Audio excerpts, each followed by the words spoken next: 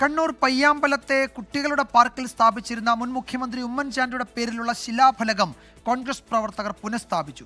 ഉമ്മൻചാണ്ടിയുടെ പേര് ആലേഖനം ചെയ്ത ശിലാഫലകം എടുത്തുമാറ്റി മന്ത്രി മുഹമ്മദ് റിയാസിന്റെ പേരുള്ള ഫലകം സ്ഥാപിച്ചത് വിവാദമായിരുന്നു. സംഭവത്തിൽ ടൂറിസം സെക്രട്ടറിയോട് റിപ്പോർട്ട് തേടിയതായി മന്ത്രി മുഹമ്മദ് റിയാസ് പറഞ്ഞു. ഉമ്മൻചാണ്ടി ഭരണകാലത്ത് 2015 മെയ് 15-നായിരുന്നു കുട്ടികളുടെ പാർക്കിന്റെയും കടലോര നടപ്പാതയുടെയും നിർമ്മാണം പൂർത്തിയായത്. അന്ന് ഉദ്ഘാടനം നിർവഹിച്ച് ഉമ്മൻചാണ്ടിയുടെ പേരാലേഖനം ചെയ്ത ശിലാഫലകവും സ്ഥാപിച്ചു. കഴിഞ്ഞ ദിവസമാണ് അത് അടർത്തി മാറ്റിയത് കോൺഗ്രസ് പ്രവർത്തകരുടെ ശ്രദ്ധയിൽപ്പെട്ടത്. പകരം സ്ഥാപിച്ചത് മന്ത്രി മുഹമ്മദ് റിയാസിന്റെ പേരിലുള്ള ശിലാഫലകം.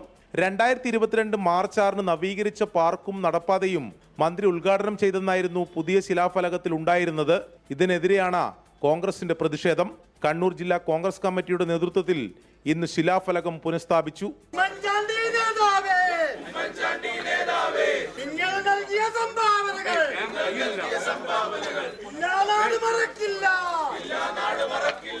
ഉമ്മൻചാണ്ടിയെ അപമാനിക്കുന്നതോടൊപ്പം തന്നെ റിയാസിന് വേണ്ടിയുള്ള അദ്ദേഹം പറഞ്ഞിട്ടോ അദ്ദേഹത്തിന് വേണ്ടിയോ ഉദ്യോഗസ്ഥർ നടത്തിയ ഒരു വിവരമില്ലാത്ത ഒരു നിലപാട് ആണ് എന്നുള്ളതാണ്. മുൻ സർക്കാരുകളുടെ കാലത്തുള്ള വികസന പ്രവർത്തനങ്ങളെ തമസ്കരിക്കുന്ന രീതി LDF-നില്ലെന്ന് മന്ത്രി മുഹമ്മദ് റിയാസ്.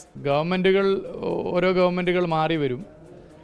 ഒരു സർക്കാർ വരുന്ന സമയത്ത് ആ സർക്കാർ നടത്തിയ ഒരു പ്രവൃത്തി ഉദ്ഘാടനം, അതിൻ്റെ കല്ലിളക്കി വലിച്ച് ഓവിലെറിയുന്നൊരു സംസ്കാരം ഞങ്ങൾക്കില്ല.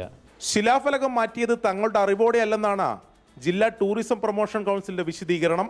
24 കണ്ണൂർ.